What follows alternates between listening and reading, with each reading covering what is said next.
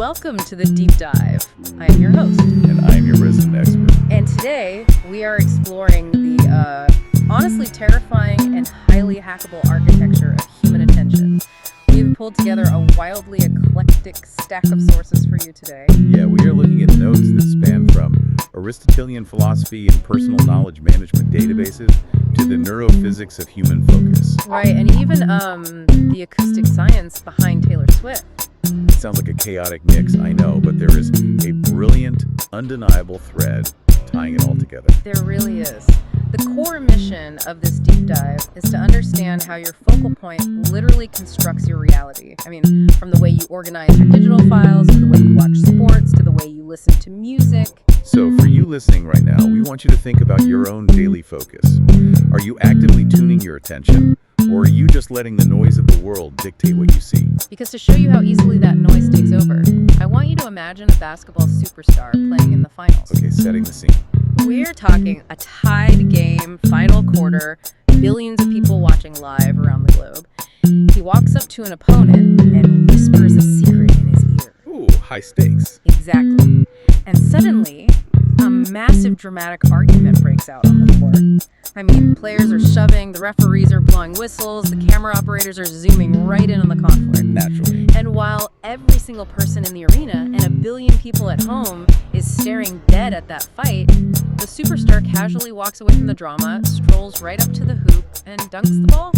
And the clock never stopped. No foul was actually called. Right, and absolutely no one saw it happen. Not the refs, not the broadcast directors, not the fans in the front row. The world just kept watching the argument, completely blind to the fact that the game had just been won right in front of them. It sounds like a scene from a heist movie. Yeah. But neurologically speaking, it is an entirely plausible scenario. Which is wild. But before we get into massive global distractions, let's start with where we organize our own thoughts. Yeah, we have to look at our personal hard drives first. Yeah.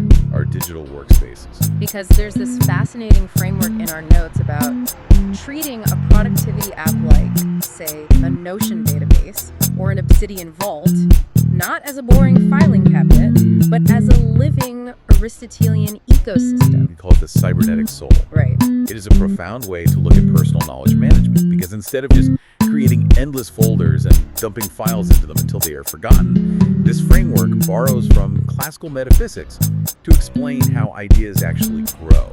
Okay, let's unpack this a bit. So you start with something called Heil. Heil. What exactly is Heil in the context of my laptop? Heil is pure, unformed matter. In a digital sense, it's just raw data. It's that chaotic half-thought you type into your phone at 2 a.m. Oh, I have a lot of those. Right, or a random URL you copy-paste just because it looked interesting. It has no structure yet. But then you introduce that Heil to the topos, or the substrate. Meaning the environment where it lives. Exactly. The topos is the spatial medium. It's your operating system, your tagging architecture, the way your database is fundamentally built to interlink ideas. Okay, I follow. It's not just passive storage, it's an active incubator. The ultimate goal of this entire system is to take that raw potentiality from Heil and guide it through the environment until it reaches intelligence. Which is actualized execution, a finished project. Mm-hmm. A published article, a launched business, whatever it is. But to get from raw data to execution, the framework outlines a very specific and honestly delightfully absurd intake funnel. Oh, you mean the Bayesian formulation Pyra funnel? Yes. To paint a picture for you listening, imagine a massive funnel that opens up to the cosmic infinite, like catching the chaotic, swirling tornado of everyday human perception.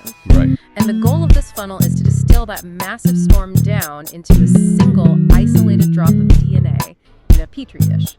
Now, I get the baby formula pun synthesizing raw, indigestible data into digestible nutrients, but wait, isn't this wildly overcomplicating a simple to-do list? Well, what's fascinating here is that this isn't about to-do lists at all.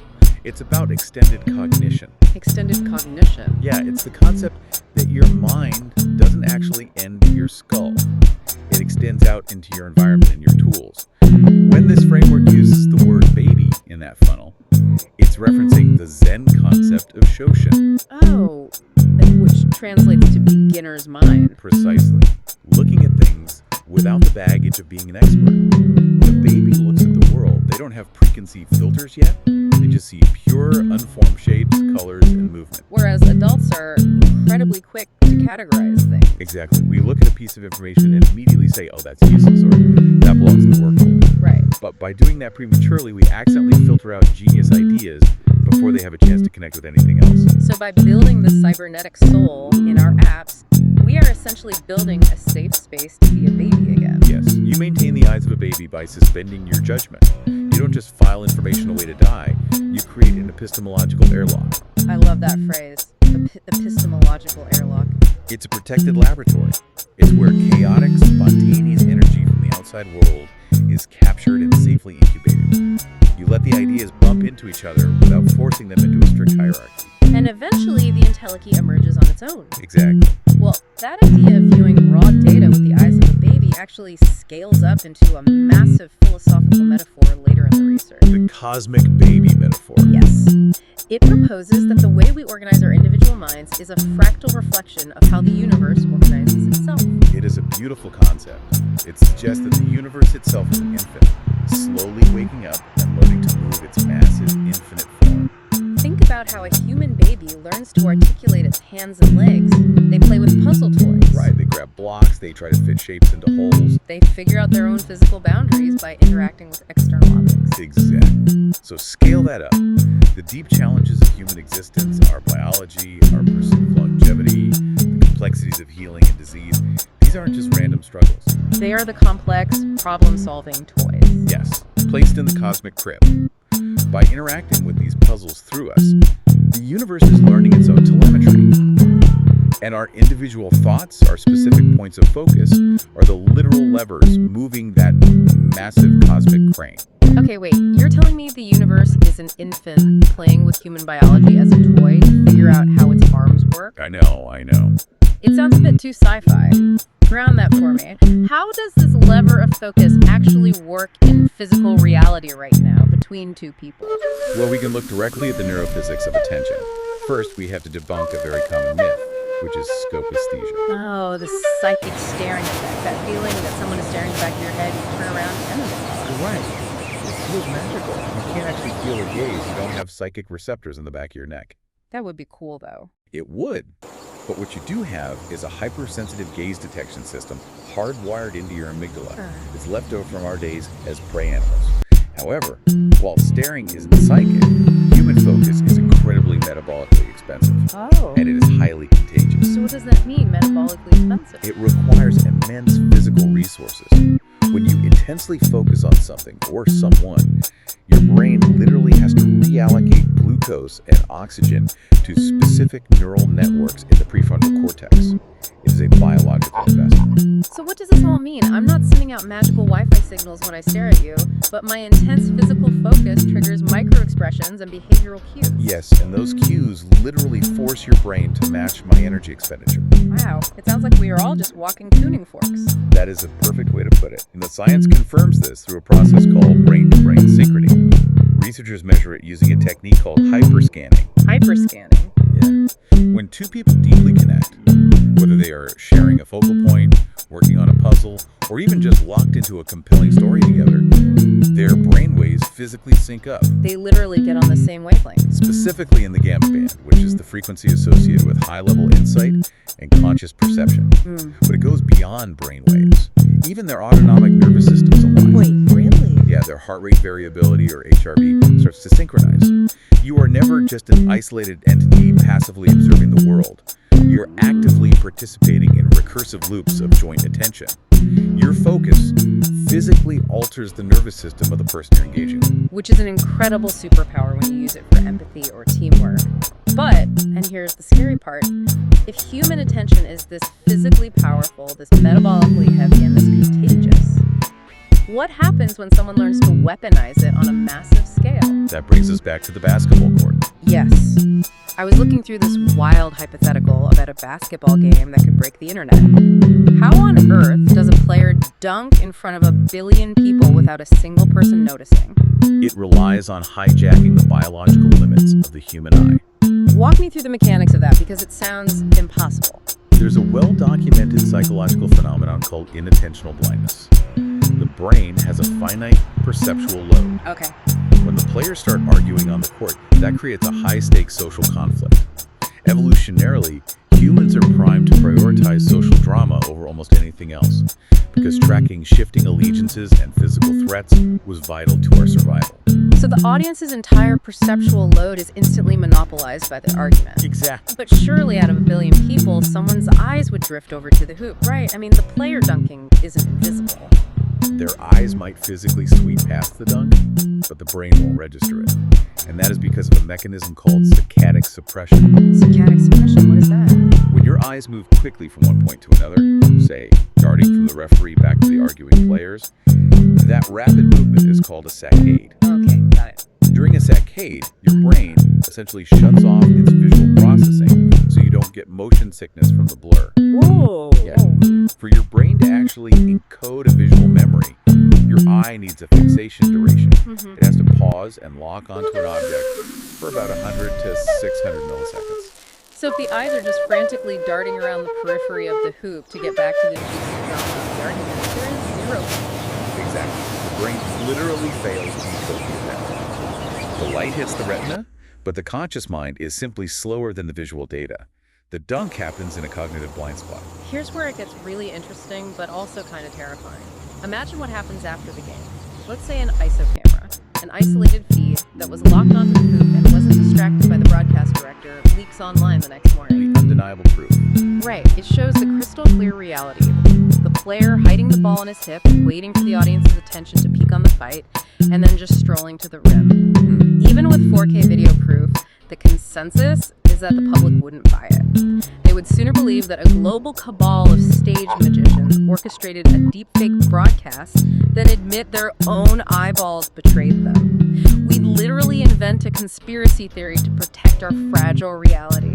We would almost have to, because if society collectively accepts the truth of that video, it breaks the observer's paradox. Meaning? It proves that human observation, even en masse, is not a reliable metric for objective truth.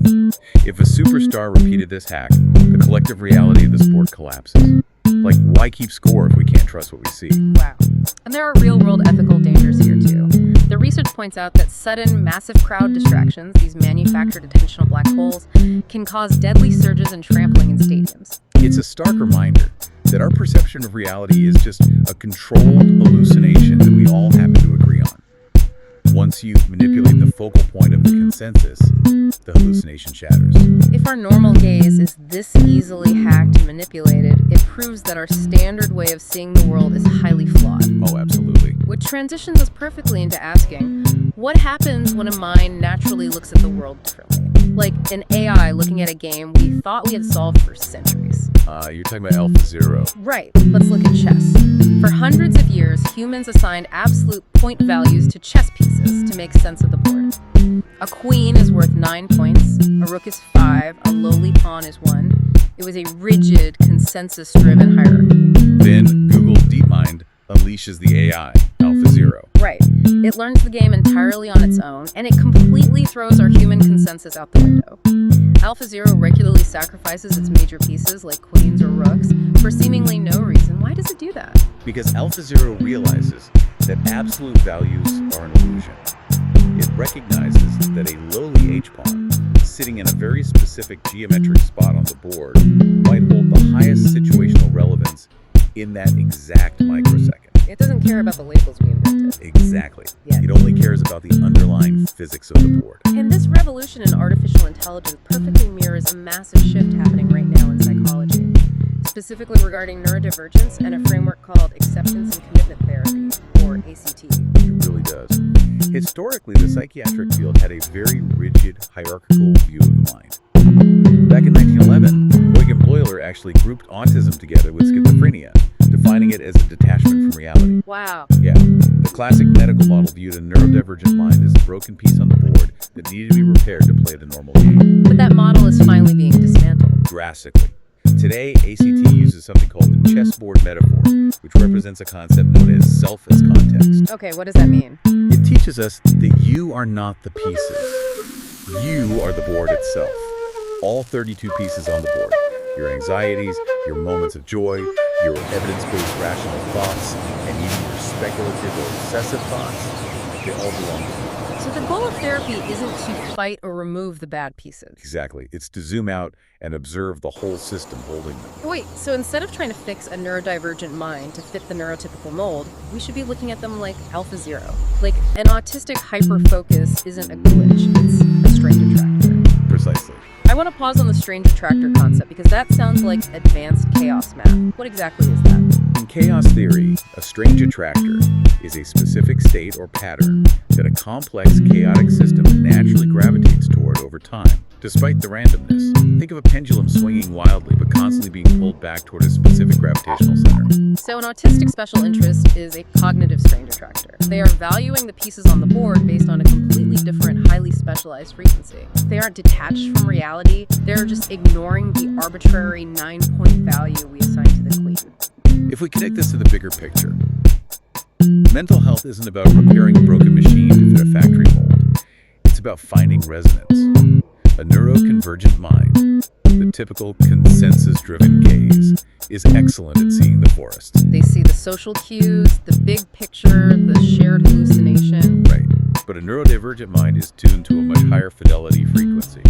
They see the trees, the underlying fractal code, the intricate systems that the consensus completely glosses over. Society desperately needs both frequencies to survive, adapt, and evolve. Whether it's an autistic mind orbiting a beautiful, specialized interest, or billions of people completely mesmerized by a basketball argument, we're all ultimately drawn to these strange attractors. And the research highlights that some of the most powerful attractors in human existence are love, beauty, and comfort. They are the ultimate gravitational forces of human attention. Right. Take limerence, for example. Limerence is essentially falling in love with the idea of love. The documentation describes it as a massive, strange attractor that causes a temporary collapse of your ego boundaries. You become hyper-focused on this other person, you get a massive flood of dopamine, and you feel entirely connected to the universe. Your entire board reorganizes around that one piece. Exactly. And what blew my mind is that this exact same mechanism of attraction is currently being used in modern medicine to treat severe physical pain. Yes, through virtual reality. Hospitals are increasingly using VR environments and visual beauty to help burn victims and chronic pain patients. But they aren't just using it to distract them, right? Like jingling keys in front of a baby. No, it is much more profound than distraction. It relies on the gate control theory of pain. The spinal cord contains neurological gates that either block pain signals or allow them to pass to the brain. Okay. When you provide the brain with a beautiful, harmonious, highly engaging focal point, like a breathtaking VR landscape, you are providing a strange attractor. And the brain actively tunes into that higher frequency. Yes. And in doing so, it naturally closes the gates on the lower frequency pain signals. Beauty literally acts as a biological anesthetic. Which brings this whole concept of frequency, comfort, and strange attractors right into the realm of pop culture and music. Now, I have to ask, because we have the acoustic science right here in the stack. Get me. Is Taylor Swift the biggest artist in the world right now because her acoustic guitars produce perfect, beautiful sine waves? It's a logical theory, assuming we create perfection, but acoustically, it is entirely backward. A pure sine wave is mathematically flawless. But if you listen to one, it is the sound of a sterile robotic. Exactly. It has absolutely no overtones. What Taylor Swift plays, acoustic steel strings vibrating against wood, creates incredibly messy, complex, jagged waveforms called sawtooth waves. So it's not mathematically pure at all, it's chaotic. It is rich with buzzing harmonics, friction, and physical resistance. And that is exactly why the human ear interprets it as beautiful. We don't want sterile perfection. We crave that complex imperfection because it sounds organic, it sounds alive. So basically, Swift isn't dominating the globe because of some algorithmic acoustic purity. She's dominating because she has mastered the May A principle, most advanced yet acceptable. She takes the messy, complex, jagged human buzz of a steel string guitar and she wraps it in incredibly safe, consonant, 4-chord pop progressions. It's the ultimate musical comfort food. She gives you the messy, sawtooth reality of human heartbreak, but contained within an architectural structure that makes your brain feel totally safe. This raises an important question about what we actually value when we allocate our attention to art. Because different artists are utilizing completely different strange attractors. Right. You have the sneaky complexity of someone like Chopin, who hides mathematically brutal, finger-breaking piano techniques underneath melodies that sound as natural as a person singing. Right, he hides the math inside the beauty. Exactly. Then you have someone like John Coltrane, pushing free jazz to its absolute spiritual limits. His music is also described as a dialogue with infinity. He isn't trying to make you comfortable. He is actively trying to stretch harmony until it breaks, to find ultimate, unfiltered truth. And then you have the relatable neighborhood comfort and storytelling of Swift. And none of them are objectively better or worse in their frequency. They are just different keys designed to unlock entirely different rooms of the human experience. It is a vast terrain to cover, but the architecture of attention is the gravity that holds it all together. It really is incredible, and it brings this entire journey full circle. I mean, we've traveled from treating our digital databases as Aristotelian incubators to the cosmic baby waking up the universe. To the invisible basketball dunk that proves our eyes are constantly lying to us. Yes, we've looked at AlphaZero throwing away the rules of the chessboard, the beauty of neurodivergent hyperfocus, and finally, the messy acoustic truth behind the world's biggest pop music. It all boils down to one undeniable mechanism. What's that? Your reality is dictated entirely by the frequency you choose to tune into and exactly where you place your focus. So, for you listening right now, I want you to think about your focal point today. Are you staring at a chaotic distraction, the manufactured argument on the court, while the real magic is happening quietly on the periphery? Are you fighting your own unique frequency to play someone else's game? Or are you tuning your instrument to actually resonate with the world around you? Because the camera lens in your mind isn't broken, you're just the one holding the camera. Exactly. Don't let the noise dictate your reality. Which leaves you with one final thought. We talked a lot today about how our perception of the world is just a controlled hallucination built by what we pay attention to. Right. Well, think about the very room you're sitting in right now. Humans can only see a tiny sliver of the electromagnetic spectrum. Barely any of it, really. But if you could just slightly change the dial on your own biological frequency, if you could tune your eyes to the ultraviolet spectrum, you would suddenly see the massive glowing magnetic fields of the Earth passing right through your wall. The exact same way migrating birds see them every single day. Or you would see the intricate glowing UV patterns on the flower petals sitting on the table. The patterns that bees use as landing strips. An entirely different, incredibly complex view. Exactly, and it is happening right next to you. Yeah. Completely invisible, right at this very second. You just have to wonder, what else is waiting for you to change the dial?